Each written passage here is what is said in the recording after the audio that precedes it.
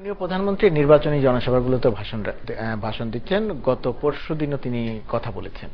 সেইখানে নির্বাচন নিয়ে তো আপনার কাছ থেকে জানতে চাই, আরেকটি প্রসঙ্গ নিয়ে সংক্ষেপে জানতে চাই যে এ যাবৎকালে পদ্মা সেতুর দুর্নীতি নিয়ে যত কথা যত আলোচনা হচ্ছিল, সরকারের পক্ষ থেকে সবাই বলেছে কোনো অর্থ ছাড় হয়নি, কোনো দুর্নীতি হয়নি, কোনো অনিয়ম হয়নি। মাননীয় প্রধানমন্ত্রী প্রকাশ্য জনসভায় স্বীকার করে নিলেন যে দুর্নীতি হয়েছে। এর তাৎপর্য কি, এই বক্তব্যের তাৎপর্য কি? দুটি প্রসঙ্গ। কিন্তু আমার মনে হচ্ছে যে পরিস্থিতিটাকে অনেকখানি অন্তত আচরণে উচ্চারণে বেসামাল করে ফেলেছে। হয় না কি, অনেক সময় মানুষ খুব বেশি সতর্ক থাকতে গিয়ে বেশি অসতর্ক হয়ে যায়। তার পুরো বক্তব্যের মধ্যে এটা বোঝা গেল যে দুর্নীতি হয়েছে, তার বক্তব্যের মধ্যে বোঝা গেল যে হাজার কোটি টাকার উপরে কাজ করা হয়েছে, তার পুরো বক্তব্যে বোঝা গেল যে যাকে উদ্দেশ্য করে তিনি বলছেন তিনি তার আত্মীয় তো বটে। উনি যেরকম করে এখন আত্মীয়তা একটা সংজ্ঞা বানিয়ে দিলেই তার হবে না। উনি তার আত্মীয় এবং যার উদ্দেশ্যে কথা বলছে তার ভাই একজন ওখানকার এমপি, পাশের সিটেই। তিনি অনেক টাকার মালিক হয়েছেন, এটা ওনার কাছে অবাক লেগেছে। কোথা থেকে আসলো এই টাকা সেটাই বলছি।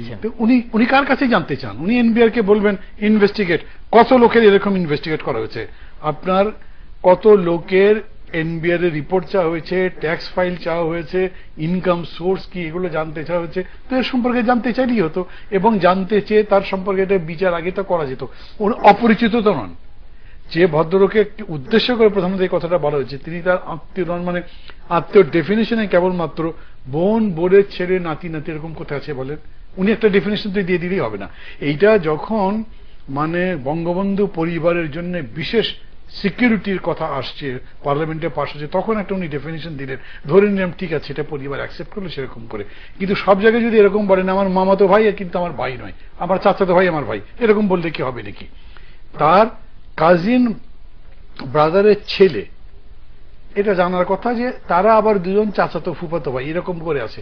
আমি আত্মীয়তার মধ্যে যাচ্ছি না, আমার মূল কথা হচ্ছে তাদের এই অর্থের বিষয়ে উনি কেন জানবেন না।